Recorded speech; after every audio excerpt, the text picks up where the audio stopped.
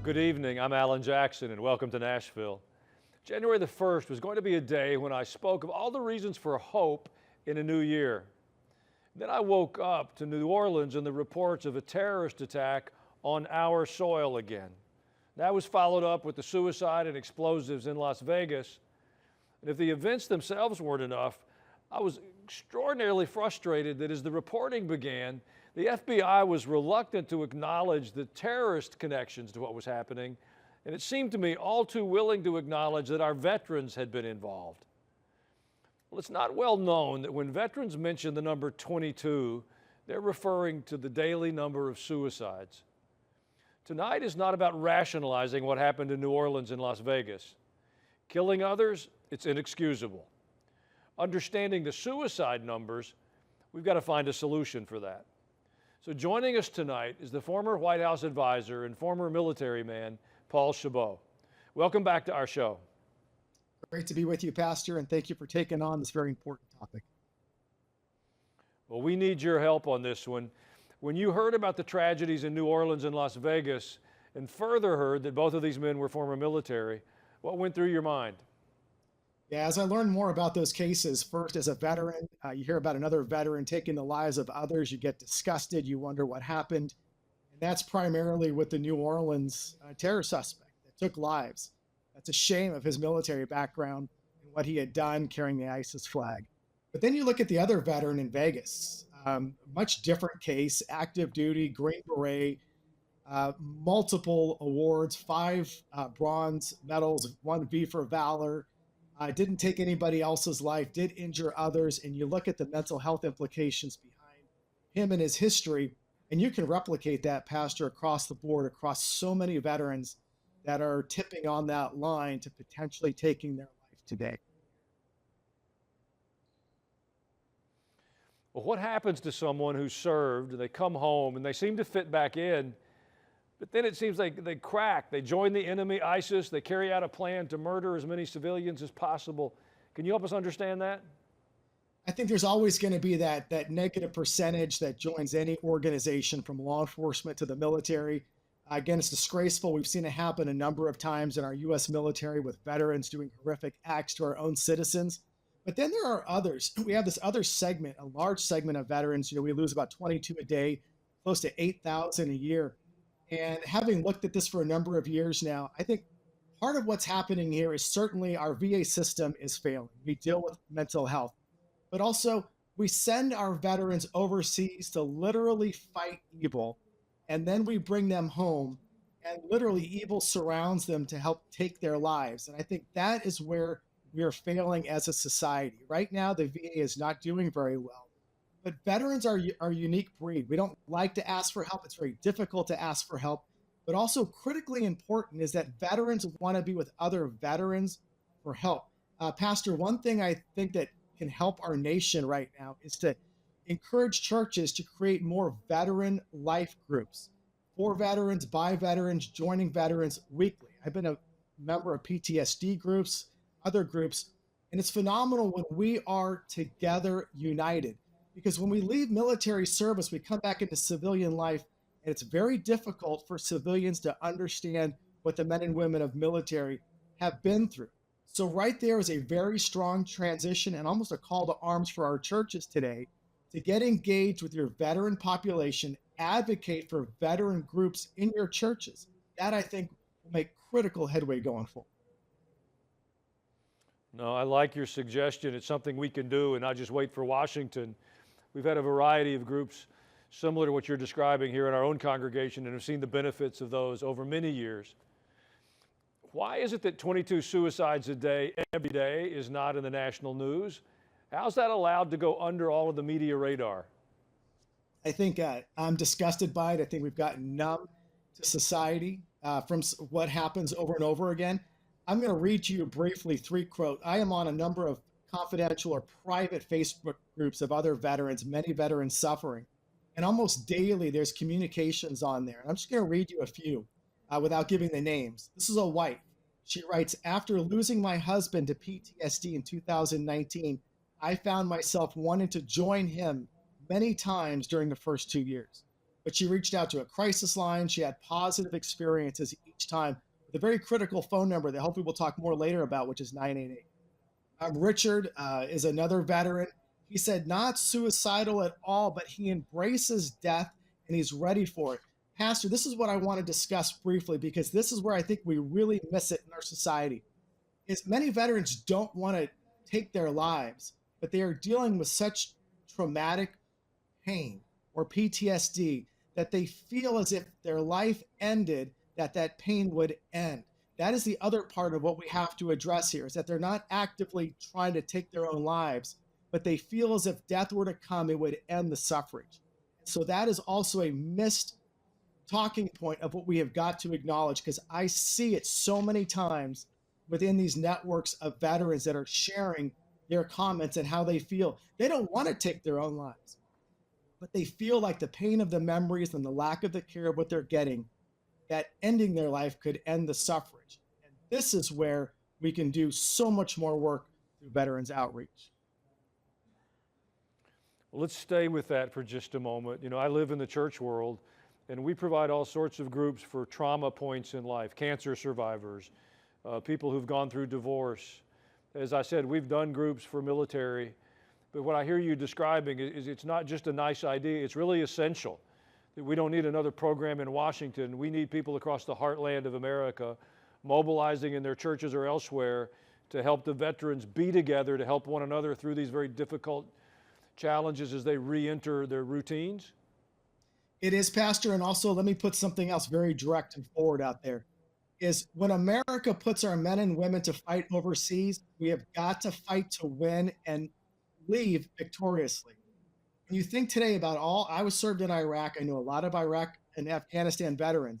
When you look at that pullout in Afghanistan, you look at how we leave these places, veterans today that are suffering, they came home, they lost a marriage, they lost a job, and they ask themselves, what did they fight for in this country? We've got to make sure that certainly if we're going to send our men and women forward to fight evil, that we fight to win. So when they come home, they can celebrate that victory for their lifetime and not a disgraceful pullout like we saw in Afghanistan, where men and women that served overseas today go, what in the world did I sacrifice leaving my wife and children and everything for, when we just simply wash our hands and walk away and everything goes to hell in the world?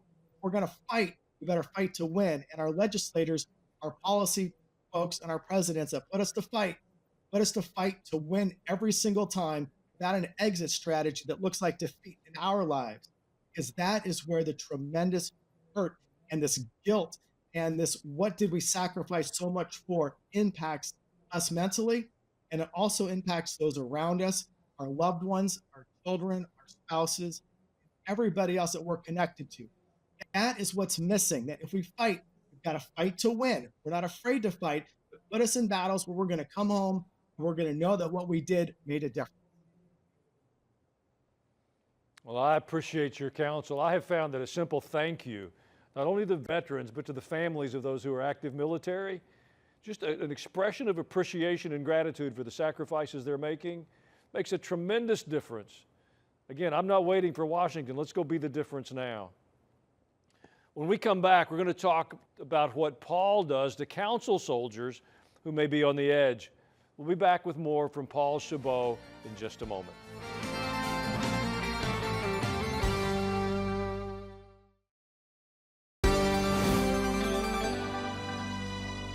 We're back now with the former White House advisor, Paul Chabot. Paul, what do you say to veterans who may be contemplating taking their own lives when they call and ask for help? Absolutely critical that they get on the line immediately. 988 is a critical line. Nationwide, veterans can press #1 for veteran specifics, but 988 is really the 911 now for mental health across this country, not just for veterans, but the entire population. Veterans has a segment kind of broken out in that, so please press #1. There's also websites, which I'm sure we're going to discuss, the veteranCrisisLine.net, extremely important resource for veterans. But also join and find groups. On Facebook, there are confidential groups that our veterans can join right now, where there are hundreds of thousands, tens of thousands of veterans that are sharing their ideas. And I see these conversations daily. Some engage profusely with these veterans that are expressing their feelings, which is critical.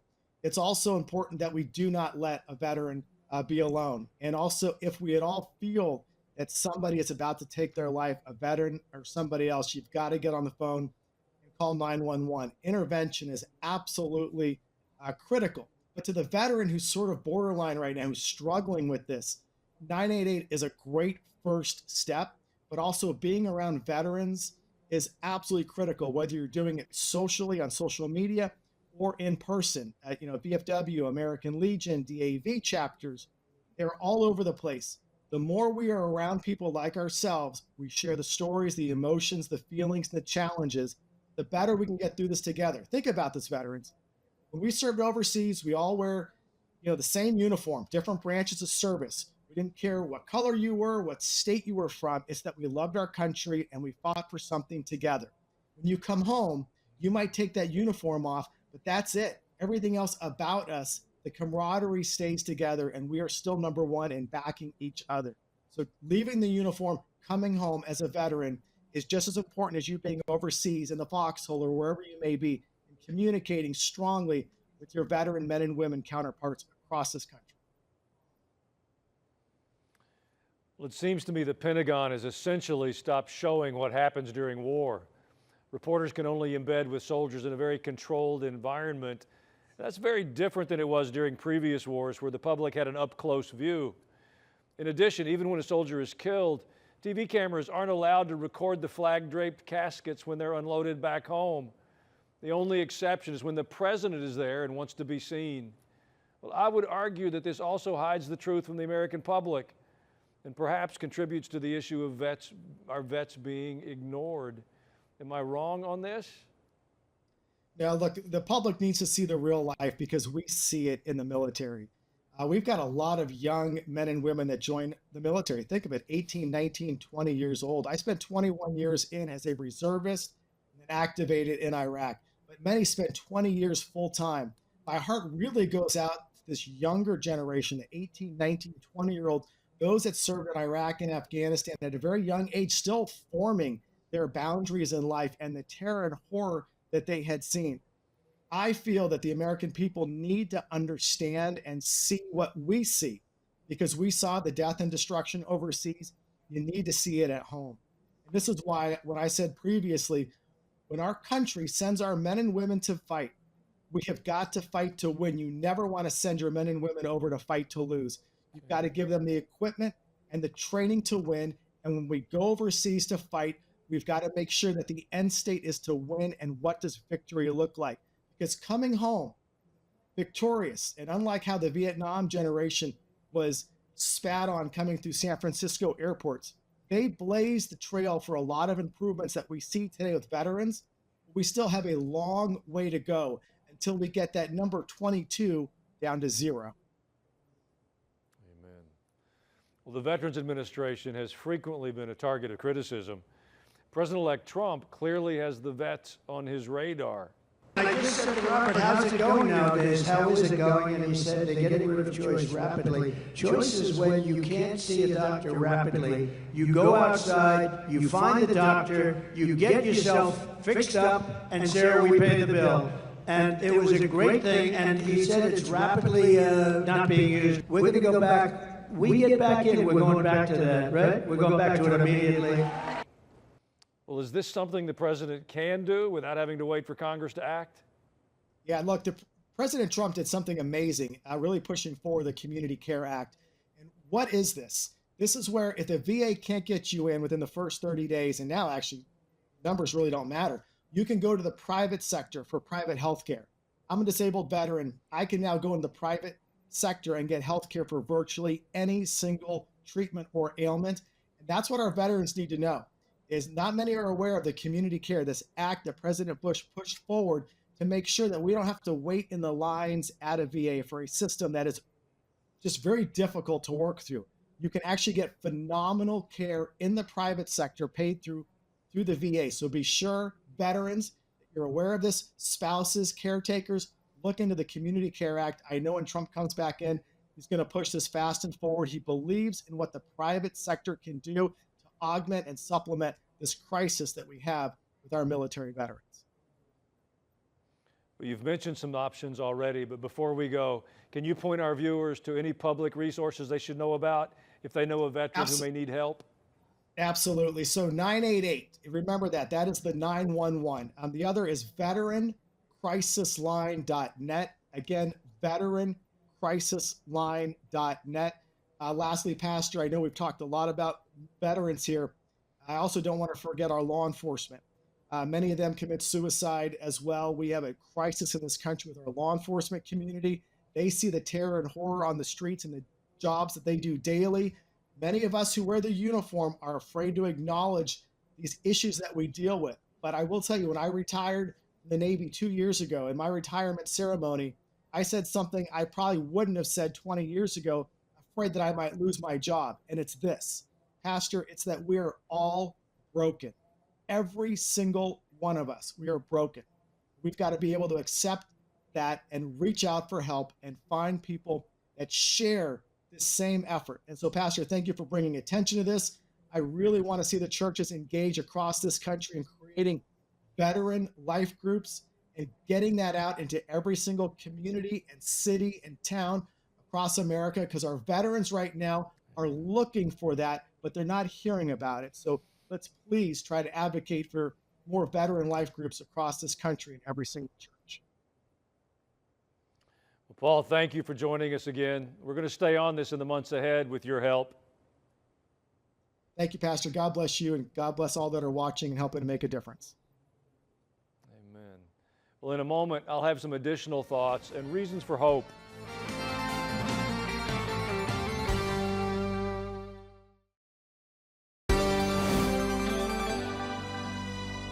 If you're a veteran, a police officer, a first responder, we salute you. We offer you our heartfelt gratitude for defending our freedoms and liberties. We understand that your discipline, your obedience, willingness to be under authority, it changed the destinies of other people's lives. And for that reason, I call you heroes. We need a new generation of heroes, and I nominate you today. I can only imagine the burden you carry from what you experienced on your assignments. Well, my plea is to all the Christ followers, to people who sit in churches and imagine yourselves to be people of faith. Be aware. Listen to those around you. See if they need help. Think about others more frequently, not just about yourself. Matthew 5:14 says, "You're the light of the world. A town built on a hill can't be hidden. Neither do people light a lamp and put it under a bowl. Instead, they put it on its stand, and it gives light to everyone in the house." That's our assignment, is to be light in this world. And I think for far too long now, we've been waiting for someone else to do it. People ask me frequently, what's the church going to do about this? And I always respond the same way. Well, I'm not certain. What do you plan to do? Because at the end of the day, we are the church. It's not some mystical group of people that live someplace else. We've waited for Washington. We've waited for somebody else. Let's decide to be the difference and be a light in the midst of the darkness. If we'll do that, there's more reasons for hope than despair, I promise. Well, that's my message for tonight. And after a short break, we'll start looking at your messages.